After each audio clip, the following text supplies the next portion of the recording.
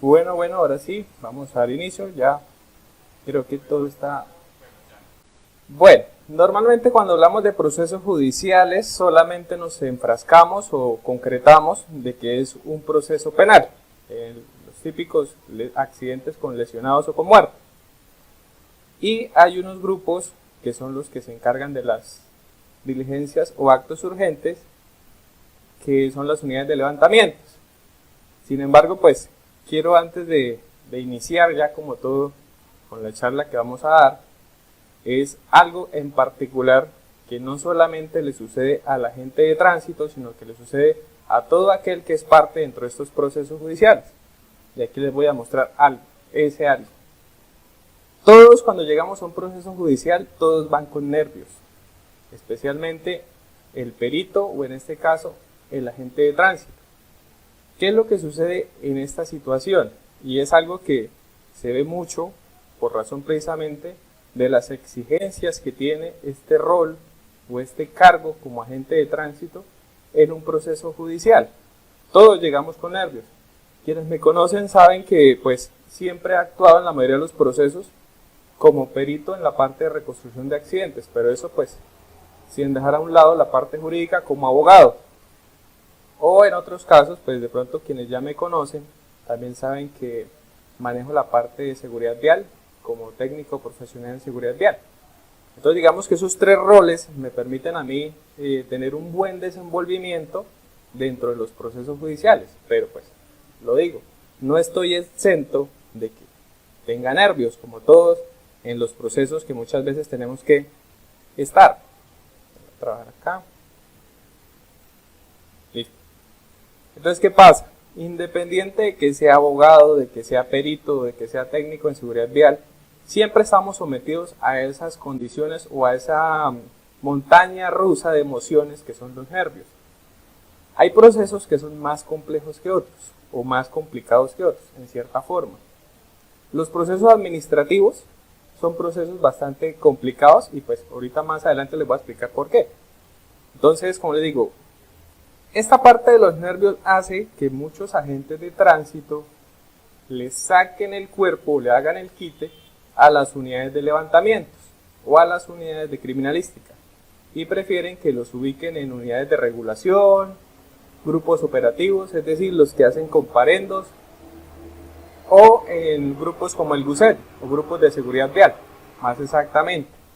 Entonces, ¿esto con qué finalidad?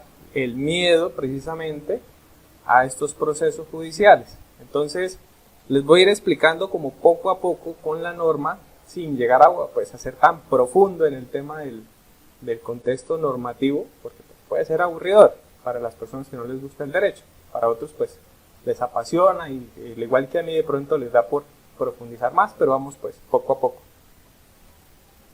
Entonces, primero hay que dar gracias porque pues muchos en este momento son de carrera administrativa, entonces el tema del coronavirus no los está afectando en cierta forma económica, sin embargo pues están expuestos socialmente al virus porque tienen que estar en la calle prestando servicios y demás. Entonces, ¿qué es lo que normalmente sucede? Que pues la condición de servidores públicos tiene algo en particular y lo dice precisamente la Constitución, ahí la ven ustedes en el fondo, voy a ir mirando que todo se esté presentando bien, y es precisamente el servicio a la comunidad, lo dice la norma y se lo resalté en rojo como para que lo tuvieran un poquito más claro. El servicio a la comunidad es la esencia precisamente de los servidores públicos y en este caso pues el agente de tránsito en el particular que hablamos. Y hay también esa condición, que lo dice este mismo artículo, el de proteger a todas las personas como un fin o una esencia del Estado, proteger a todas las personas que integran el núcleo en Colombia, ¿sí? El territorio nacional. Y digamos que esas características o esa condición del servidor público en estar siempre presto a la ayuda de la ciudadanía, lo lleva a unas funciones y a unas obligaciones, que en este caso, pues, precisamente dentro de los procesos judiciales. Entonces, partimos del hecho de que el proceso penal es la esencia o desde donde se supone inicia el engranaje judicial que en este caso lo hace la Fiscalía como eje central en las investigaciones de los delitos. Sin embargo, eso no le quita las facultades a otros intervinientes dentro del proceso judicial, en este caso pues estoy hablando del proceso penal.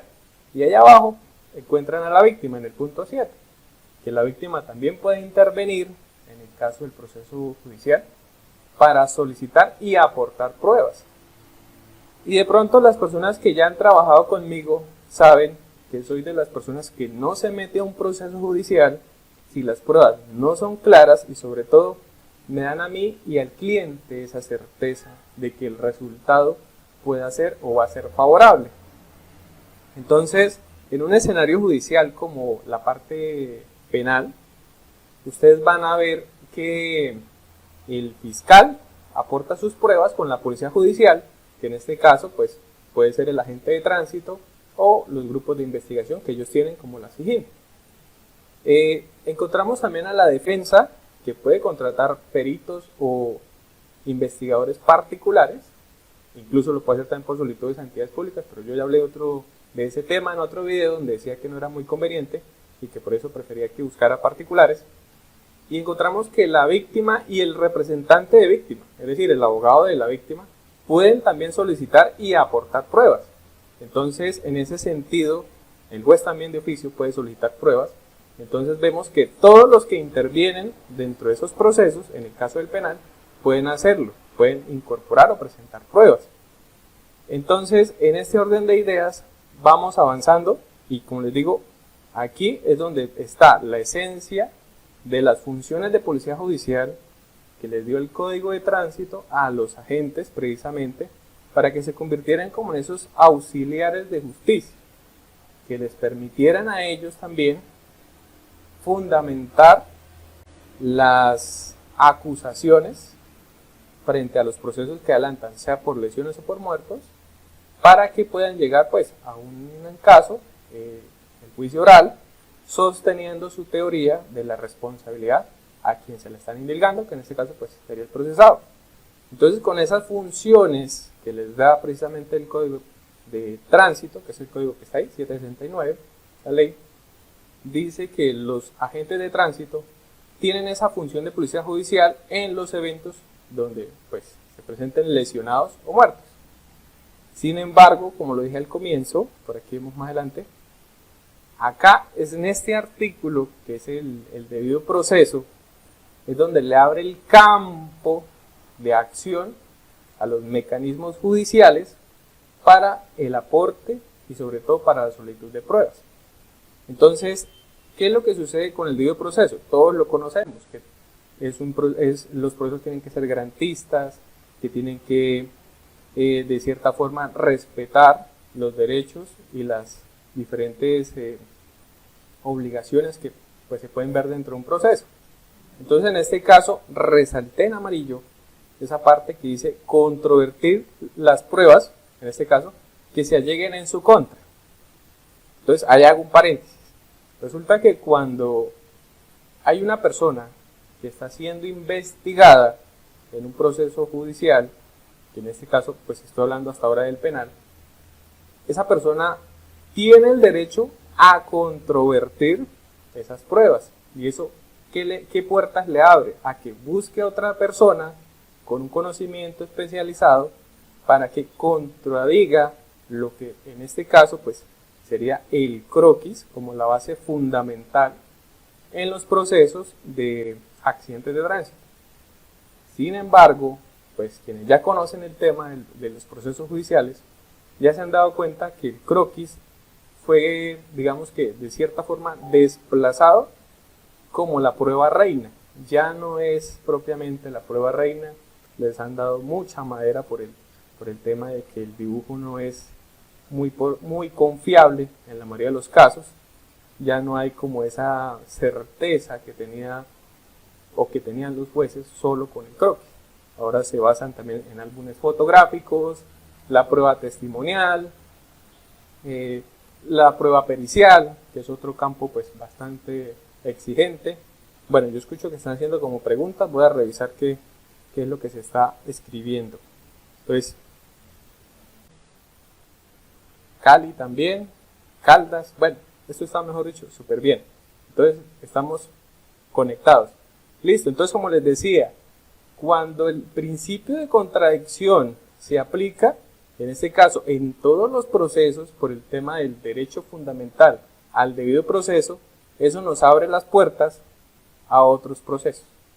Entonces el penal se suponía era solamente en el que estaba aplicándose el artículo 148, pero aquí, cuando el principio del debido proceso y el principio de contradicción, digo, es aplicable porque es un principio constitucional, dos principios, en todos los procesos, nos abre la vía a los procesos civiles, los procesos disciplinarios, y en el caso de los disciplinarios, son procesos donde los servidores públicos se pueden ver inmersos en un accidente de tránsito y por consiguiente, pues, pueden estar siendo también vinculados en un proceso administrativo. ¿De qué depende todo? Un ejemplo sencillo para un caso disciplinario. El agente de tránsito que sufre un accidente sin involucrar terceros, pero se ve afectado físicamente y materialmente el vehículo en el que él presta el servicio. Físicamente, pues hay un detrimento también en el servicio por el hecho de que ese agente ya está dejando de cumplir un horario y por consiguiente pues hay unas necesidades del servicio por cumplir. Entonces, en el caso de un agente de tránsito que sufre un accidente, también entran a evaluar cuáles fueron las condiciones que se generaron, si él tuvo responsabilidad en el hecho para que se hubiese afectado, y eso que no hay un tercero, él solo. Él omite un pare, automáticamente dicen, bueno, la causa deficiente del accidente es precisamente esa omisión del pare. Y él, como en este caso, generó también no solo un daño en el servicio, sino que generó un daño material en los elementos del servicio, procede la apertura de una investigación disciplinaria. ¿Sí? Ahora, eso solo, si se llega a vincular un tercero, igualmente van a abrir el disciplinario, pero si el tercero es lesionado y el agente es lesionado, pues abrirán un proceso penal y accesoriamente también un proceso civil, porque tanto el proceso penal como el proceso civil son totalmente autónomos. Esos procesos se pueden ir a la par, se pueden adelantar uno seguidamente del otro. ¿Cuándo se vienen a unir esos dos procesos? Esto es más como derecho, pero igual se lo voy a decir.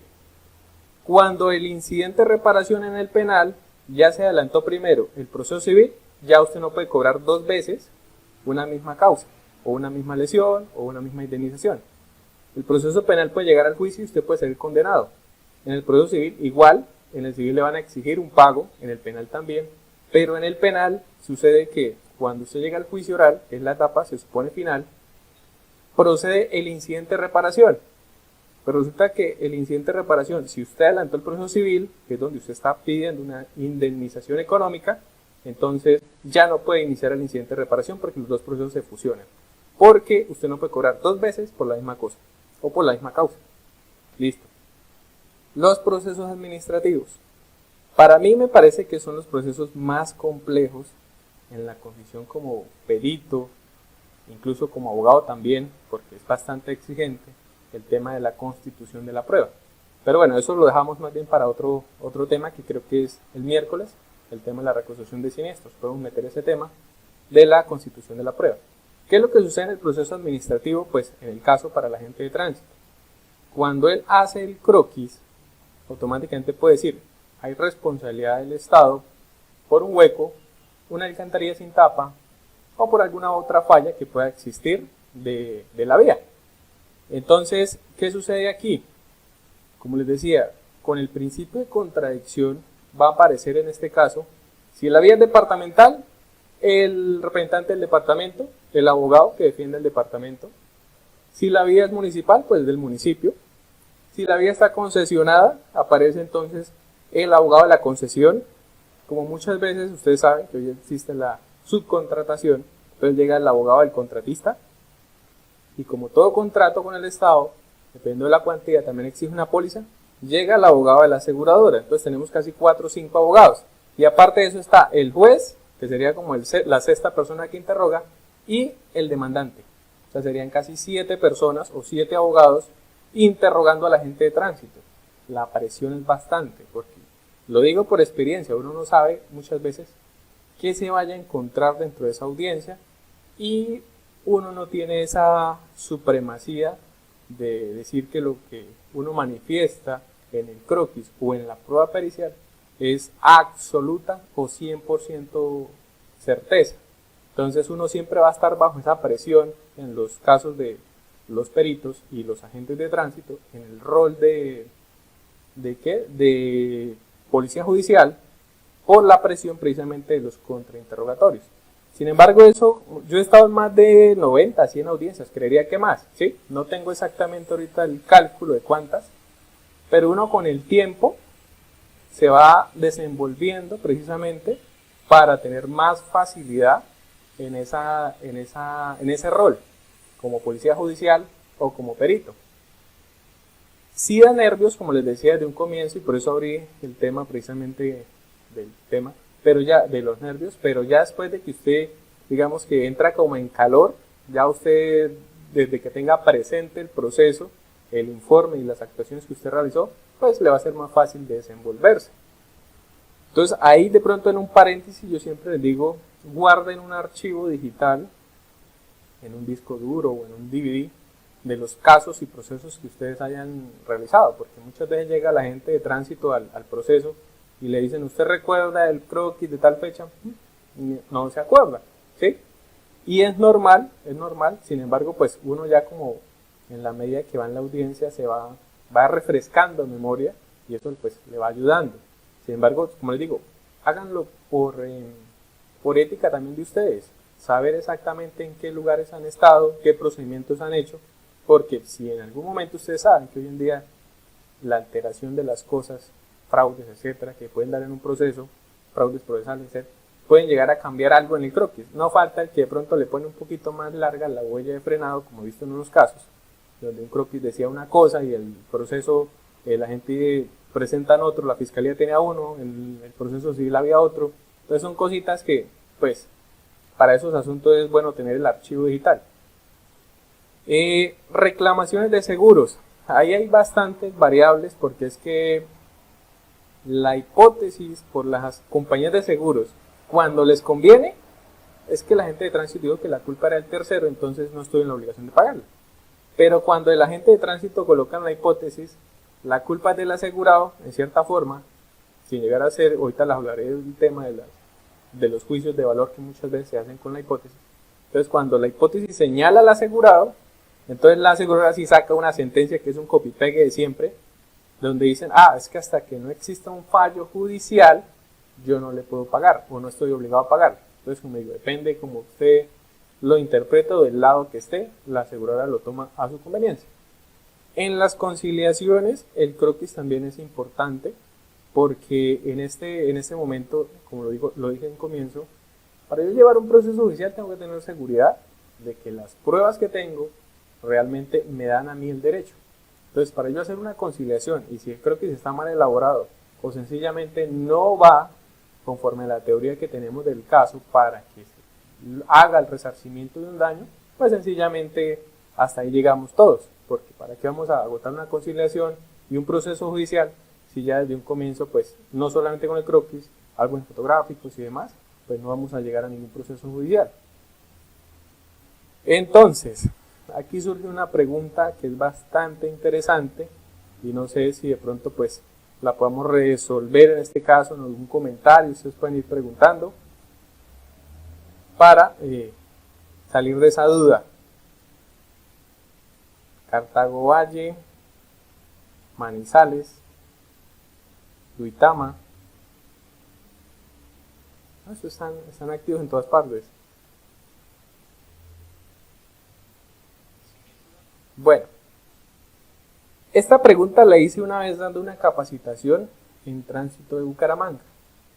Y más de uno, como me imagino que todos lo están pensando ahorita, decían, es una profesión y es una profesión y todos es una profesión porque es una profesión y etcétera. Cuando les dije, bueno, partamos del hecho, listo, es una profesión, arguménteme, ¿por qué una profesión y no un oficio? Entonces, más de uno me decía, no, que porque es que somos técnicos, que porque somos, tenemos una experiencia de 15, 20 años, etcétera, en el tránsito. Entonces, como yo les decía, más allá de que tengan 15 o 20 años, lo que realmente hace a la profesión es no solo el título muchas veces, pero en este caso para la norma sí habla del título. La profesión también se radica en la experiencia que tenga en la aplicación de las normas, el conocimiento que tenga en ellas, en el manejo que deba hacer y a la vez, por aquí lo tenía, bueno, aquí les pasé la copialina antes de. Resulta que la ley 1310 dice que pues la profesión de los agentes de tránsito es precisamente una profesión, así lo dice. Se lo resalté en rojo como para que les quedara más clarito. Entonces, ¿qué pasa? Ahí lo puse también amarillo, formación académica. La misma norma también dice que ustedes deben capacitarse anualmente en estos temas de tránsito, temas de investigación, cualquiera de las áreas que complementen precisamente ese perfil profesional o académico de ustedes. Entonces ahí es donde ustedes tienen que hablar con la secretaría, con la inspección, con la dirección de tránsito, la que estén vinculados, y decirles, bueno, la misma norma nos exige, y los particulares, el proceso judicial, también nos exige estar capacitados, como les explicaba anteriormente en la norma. Entonces es importante eso, que estén en constante capacitación. Como docente, en la parte de policía judicial, en la parte de derecho probatorio, en planimetría, muchachos de institutos de criminalística, con muchachos de esas instituciones, les profundizaba mucho el tema del estudio. Muchas veces en los procesos yo he escuchado que la gente de tránsito dice, es que yo llevo 20 años, 15 años, 20 años trabajando como agente de tránsito. Y lo que uno dice, bien, excelente, 15, 20 años. Pero aparte del tiempo en servicio, que es lo que usted me está hablando a mí, ¿qué experiencia tiene en la elaboración del croquis? ¿Cuántos croquis en promedio ha desarrollado usted entre esos 15, 20 años? Esas son preguntas que empiezan a buscar precisamente la desacreditación del agente de tránsito en los procesos judiciales. Y no solamente con el agente de tránsito. A mí como perito siempre me han hecho esas preguntas. ¿Cuántos peritajes ha hecho? ¿Qué experiencia tiene? ¿Qué títulos tiene? Y así sucesivamente lo mismo le aplican al agente de tránsito. Y es por esa razón que los invito a que se estén capacitando en esos temas. Porque cada vez hay gente más exigente. Una vez tuve un caso con un juez que la forma en como me planteaba las preguntas era tan técnico que yo dije, este señor está asesorado. Uno siempre en los juicios escucha unas preguntas que uno dice, esto es facilito, este proceso esta audiencia va a estar sencilla. Pero cuando usted escucha el tecnicismo de una pregunta de un juez o muchas veces de algún abogado, usted dice, este no pasa entero. Entonces ahí es donde usted tiene que exigirse también.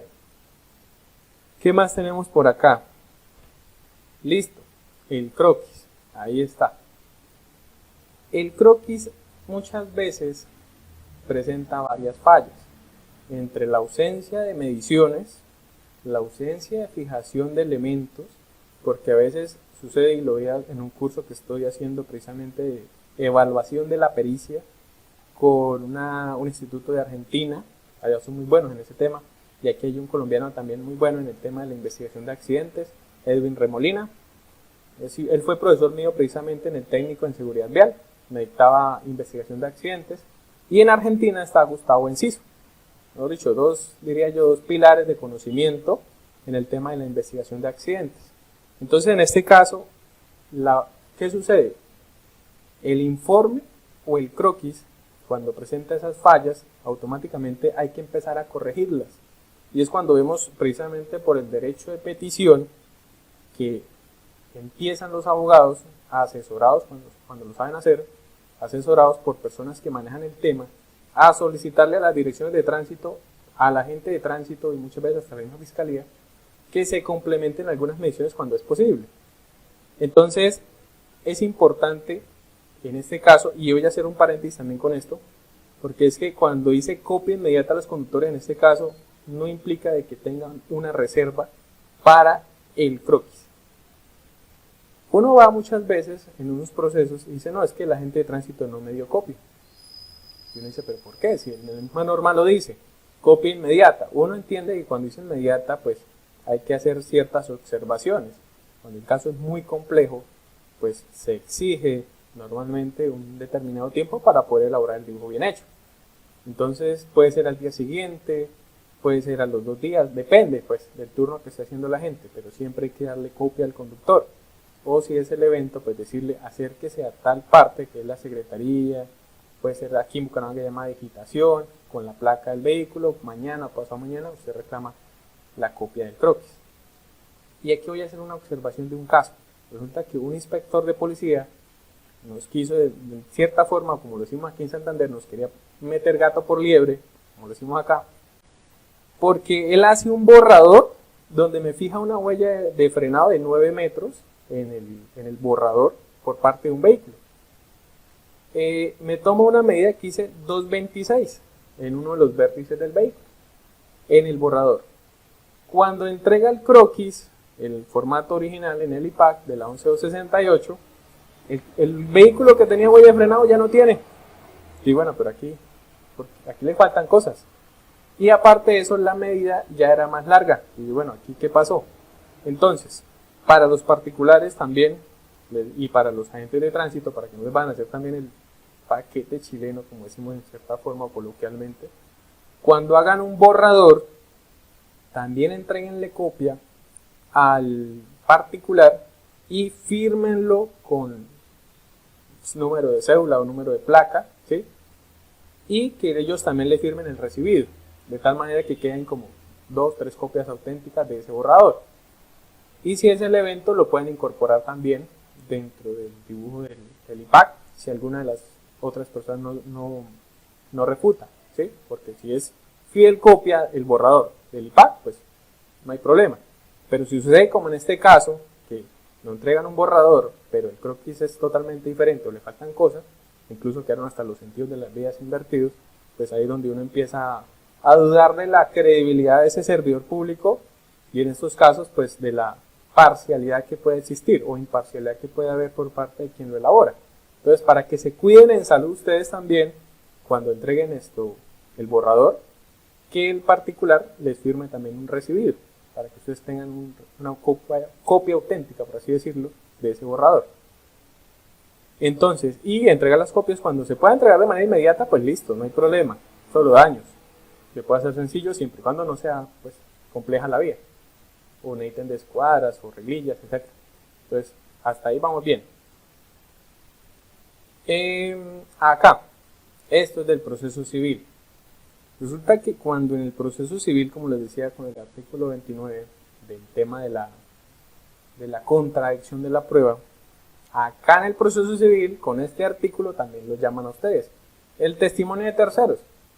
¿Quiénes son los terceros? Pues aparte del demandante y el demandado, los terceros en este caso serían todos aquellos que sean aparte de ellos, pues serían los agentes de tránsito, que son los que en otra forma elaboraron los informes.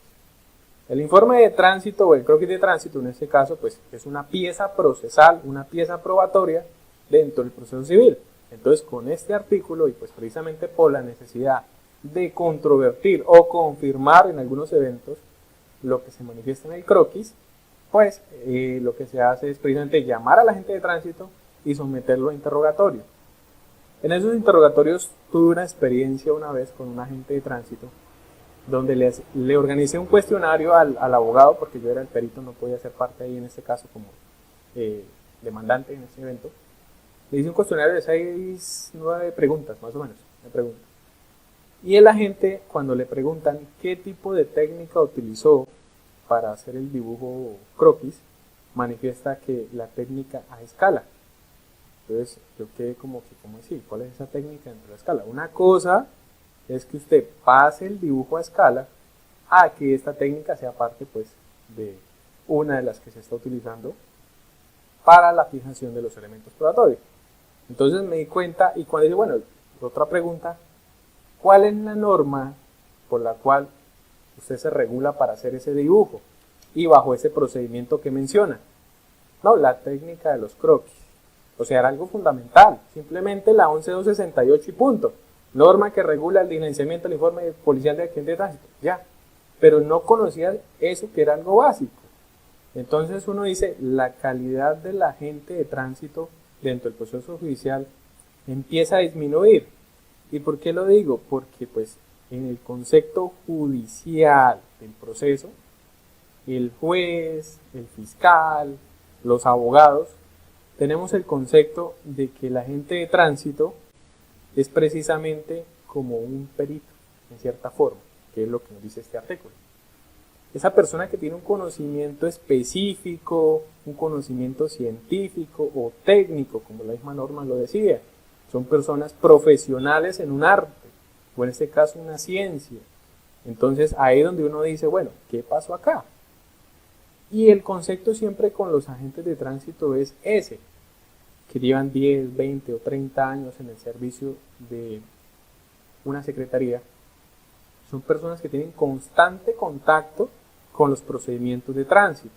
Entonces, en cierta forma, se llaman testigos de acreditación, porque sus conocimientos científicos, técnicos, artísticos, o en este caso, algunos periciales, pues nos permiten tomarlos a ellos como auxiliares para motivar las sentencias, motivar las demandas, motivar todo lo que se pretende en este caso como prueba a valer dentro de un juicio o una audiencia de control y juzgamiento, en la parte civil o en la parte de pruebas en el administrativo.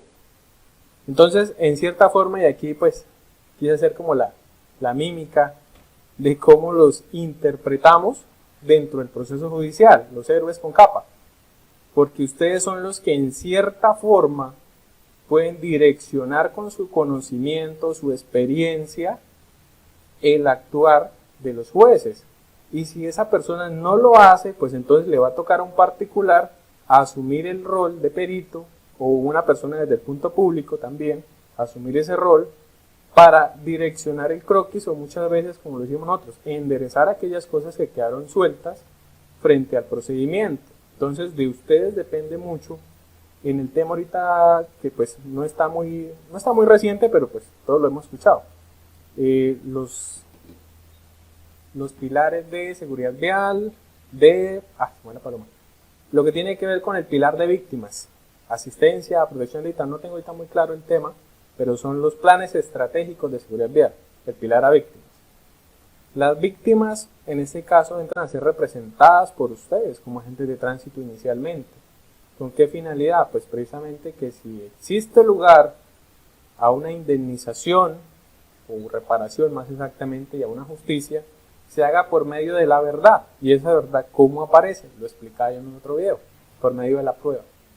Y la prueba en este caso desde la parte pública son el croquis, los álbumes fotográficos, el informe ejecutivo y todas esas actuaciones de policía judicial que se pueden adelantar, incluso el informe de investigador de laboratorio, que es el que en policía judicial se llamaría como informe o dictamen pericial, que aparece así llamado en el Código General del Proceso.